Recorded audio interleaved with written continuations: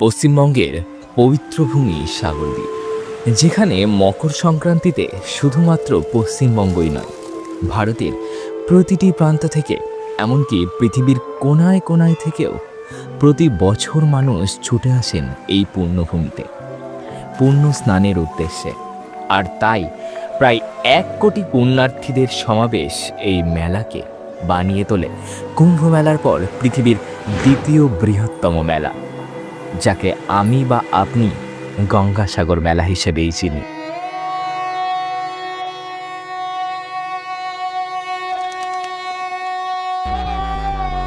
তবে এই স্থানের মাধুর্য কিন্তু লুকিয়ে রয়েছে এই স্থানের ইতিহাসেই। সামনেই গঙ্গাসাগর মেলা, তবে মেলা বাদেও কিন্তু বছরের বিভিন্ন সময়ে দর্শনার্থীরা কপিলমুনি আশ্রম দর্শন এবং এই পবিত্র স্থানে অর্থাৎ গঙ্গাসাগর সঙ্গমে স্নান করতে বহু দূর দূরান্ত থেকে ছুটে আসেন। তো এই তীর্থভূমিতে সহজেই আপনারা কিভাবে যাবেন, কোথায় থাকবেন, কি অবশ্যই দেখবেন, এবং কেমনই বা ছিল এই গঙ্গাসাগরের প্রাচীন সেই ইতিহাস, এই সমস্ত কিছুই আমি আজ আমার এই ভিডিওর মাধ্যমে আপনাদের সামনে তুলে ধরতে চলেছি। তো চলুন কমেন্টে একটিবার জয় মা গঙ্গা লিখে ভিডিওর মূল পর্বে প্রবেশ করা যাক। আর হ্যাঁ, ভিডিওর একদম শেষে আমি আপনাদের সাথে ভ্রমণ বাজেট নিয়ে আলোচনা করব। প্রথমেই আসি কিভাবে এখানে আসবেন। দেখুন, গঙ্গাসাগর বা সাগরদ্বীপ আপনি কলকাতা থেকে দুভাবে যেতে পারেন, একটি সম্পূর্ণ জলপথের মাধ্যমে এবং অপরটি হাফ রেলপথ এবং হাফ জলপথের মাধ্যমে। যদি আপনি সম্পূর্ণ জলপথেই যেতে চান, তবে বাবুঘাট কিংবা ডায়মন্ড হারবার থেকে প্রচুর ক্রুজ এবং জাহাজ পেয়ে যাবেন। সকাল 7:30টায় বাবুঘাট থেকে ক্রুজ ছেড়ে যায়, ডায়মন্ড হারবার পৌঁছায় সকাল 10:30টায়। এরপর ডায়মন্ড হারবারে 10 মিনিট মতো দাঁড়িয়ে এই ক্রুজ সোজা চলে যায় গঙ্গাসাগর কচুবেড়িয়ার ঘাটের উদ্দেশ্যে।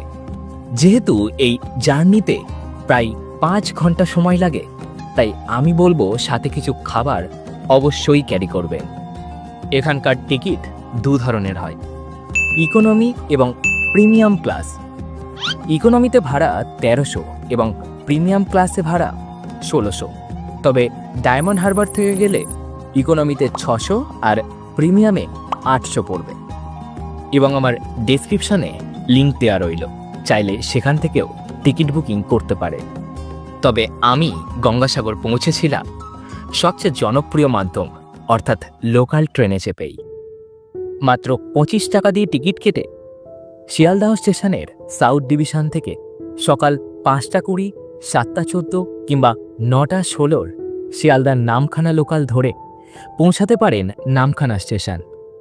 এই ট্রেনগুলি লক্ষ্মীকান্তপুর হিসেবেই টাইম টেবিল কিংবা ট্রেনের অ্যাপসগুলিতে দেখতে পাবেন। তবে এগুলি লক্ষ্মীকান্তপুর পৌঁছে 15 মিনিট মতো দাঁড়িয়ে নামখানার উদ্দেশ্যে রওনা দেবে। যেহেতু এখানে ট্রেনটা 15 মিনিটের জন্য দাঁড়ায়, সেই কারণে যারা শিয়ালদা থেকে আসেন তারা অনেকেই এই জায়গায় নেমে তাদের সকালের ব্রেকফাস্টটা সেরে নেন। টোটাল জার্নিতে সময় লাগবে 3 ঘন্টা মতো। এই যে কাকদ্বীপ, আপনারা চাইলে কাকদ্বীপ নেমে 1 নম্বর প্ল্যাটফর্মের বাইরে বেরিয়ে শেয়ারে টোটো করে পার হেড 20 টাকা ভাড়া দিয়ে পৌঁছাতে পারেন লট নাম্বার 8, এবং সেখান থেকেও কিন্তু প্রতিদিন লঞ্চ বা ভেসেল কচুবেড়িয়া ঘাটের উদ্দেশ্যে ছেড়ে যায়। সময় লাগে 1 ঘন্টা এবং ভাড়া মাথাপিছু 10 টাকা, এবং মোটামুটি 1 ঘন্টা বাদে বাদেই ফেরি সার্ভিস এখানে অ্যাভেলেবেল পাবেন। তবে এখানে হয় প্রচণ্ড ভিড়, তাই ভিড় এড়োতে আমরা নামখানা স্টেশন পৌঁছে স্টেশনের বাইরে বেরিয়ে শেয়ারে মাথাপিছু 15 টাকা ভাড়া দিয়ে পৌঁছালাম নারায়ণপুর ফেরিঘাট। তারপর ভেসেলে বেশ কিছুক্ষণ অপেক্ষার পর অবশেষে তা পাড়ি দিল বেনুবনের উদ্দেশ্যে। সুন্দরবনের কোনো একটা খাঁড়িতে গেলে যেরকম এই যে আশেপাশ দিয়ে সব এই ম্যানগ্রোভ অরণ্যগুলো থাকে এবং মানুষরা যায়, আর বাঘ এরকম জায়গা দিয়ে হচ্ছে সাথে সাথে পার হয়ে যায়, ঠিক তেমন একটা ফিলিংস আসছে। এদিকটাই রয়েছে হচ্ছে বকখালি, আর ওই যে দূরে যে আইল্যান্ডটা হালকা করে এইটা যে সমুদ্র, ঠিক আছে, যে এইখান থেকে যে আইল্যান্ডটা শুরু হয়েছে এটা হচ্ছে মৌসুমী আইল্যান্ড, আর এই সাইডটা আছে হচ্ছে গঙ্গাসাগর। এই বিএসএলে করে 16 কিলোমিটার পথ পাড়ি দিয়ে আমরা গঙ্গাসাগরে যাচ্ছি। আর এই গঙ্গা নদী 2500 কিলোমিটার পথ পাড়ি দিয়ে এইখানে এসে মিশেছে। ভাড়া পড়ল জনপ্রতি 40 টাকা। এক্ষেত্রেও সেই একই সময় লাগলো। গঙ্গার জল গড়ায় ধীরে, সাগরের বুকে মেশে সুনীরে পূর্ণের এই মহাতীর্থ ভূমি। দেখুন, লঞ্চে করে এসে সাগরদ্বীপের আপনি যেখানেই নামুন না কেন, সেখান থেকেই গঙ্গাসাগরে যেতে টোটো ভাড়া 60 টাকা, অটো 50 এবং বাস 40, এবং সময় লাগবে প্রায় 1 ঘন্টা মতো। এইবার আসি, গঙ্গাসাগর পৌঁছে তো গেলেন, কিন্তু থাকবেন কোথায়? দেখুন, গঙ্গাসাগরে থাকার জায়গা কিন্তু খুবই সীমিত। বেশ কিছু আশ্রম ও হাতে গোনা কিছু হোটেল কেবল আপনি এখানে দেখতে পাবেন। আর এই সকল থাকার জায়গাগুলির মধ্যে উল্লেখযোগ্য হল ভারত সেবাশ্রম সংঘ। তবে এনাদের অনলাইন বুকিং কিন্তু অ্যাভেলেবেল নেই। আপনাকে সশরীরে এখানে উপস্থিত থেকে হোটেল রুম বুক করতে হবে। মাত্র 200, 300 এবং 400 টাকা দান দিয়ে আপনারা এখানে ভালো হোটেল রুম পেয়ে যাবেন। তবে এখানকার বেশ কিছু হোটেল এবং সেবাশ্রমে ফোন নম্বর ও লোকেশন আমি ভিডিও স্ক্রিন এবং ডেসক্রিপশন বক্সে প্রোভাইড করলাম, চাইলে চেক করতে পারেন। এবং সেই সকল হোটেলগুলি বছরের অন্যান্য সময়ে নন এসিতে 800 এবং এসিতে 1500 টাকা ভাড়া হলেও মেলার সময় হোটেলগুলির ভাড়া কিন্তু প্রায় অনেকটা বেড়ে যায়। যদি খাওয়া দাওয়ার কথা বলেন, তবে মন্দিরের পাশে কিংবা বাসস্ট্যান্ডের ধারে বেশ কিছু হোটেল আপনারা পেয়ে যাবে। আর তাতে ভেজ ও নন ভেজ দুটি অপশানই রয়েছে। ভেজ থালি 40 থেকেই শুরু।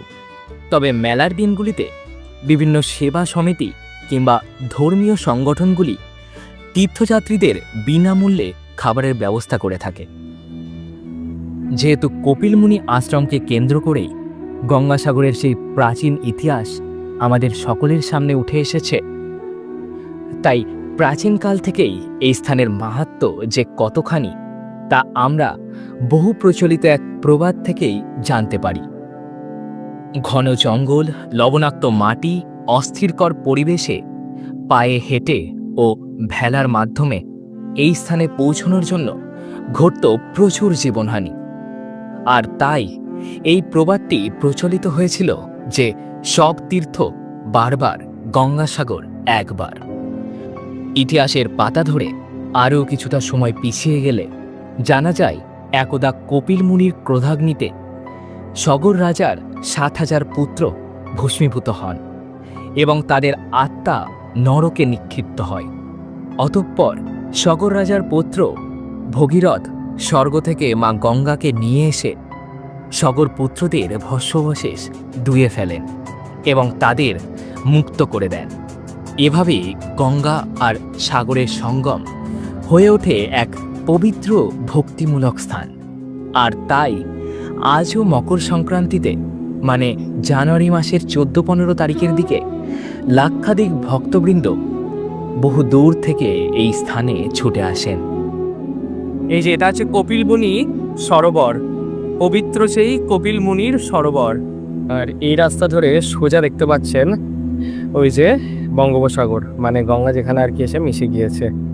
এইখানেই সকলে স্নান করেছেন, তারা এখান থেকে পুজোর ডালি কিনে এই যে এখানে পুজো দেন। অনেক মানুষ দেখছেন স্নান করতে যাচ্ছে এখন গঙ্গাসাগরেও। যেহেতু গঙ্গাসাগর তীর্থক্ষেত্রের প্রধান কেন্দ্রই হল কপিল মুনির মন্দির, তাই স্নান সেরে বিভিন্ন ডালি নিয়ে আপনারা মন্দিরে পূজা দিতে পারেন। 3টে কিন্তু এই ডালা আর্কেড আছে, ঠিক আছে? এখানে পূজার সামগ্রী সবকিছুই আপনারা পেয়ে যাবেন। 50 রয়েছে, 100 রয়েছে, 151 টাকা রয়েছে, 201 টাকা রয়েছে, আচ্ছা, 1 টাকা রয়েছে, 1001 টাকা। আর 50 টাকার মানে শুরু হচ্ছে 50 টাকা থেকে, তাই তো? আচ্ছা আচ্ছা, এখন ঠাকুরের পুজো দিতে যাচ্ছি। তো চলুন ঠাকুরের পুজো দিয়ে এসে তারপরে আবার কথা বলছি।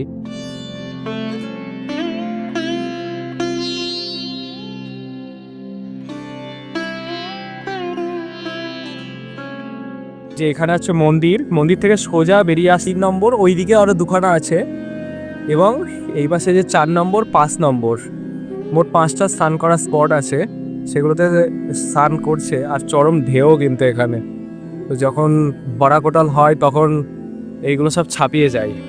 সন্ধ্যা 7টা থেকে এই মন্দিরে খুব সুন্দর সন্ধ্যা আরতিও কিন্তু অনুষ্ঠিত হয়। অফ সিজনে আসলে আপনারা পার হেড 120 টাকা দিয়ে টোটো করে এখানকার আশেপাশে মোটামুটি 8টি সাইট সিন ঘুরে দেখতে পারেন।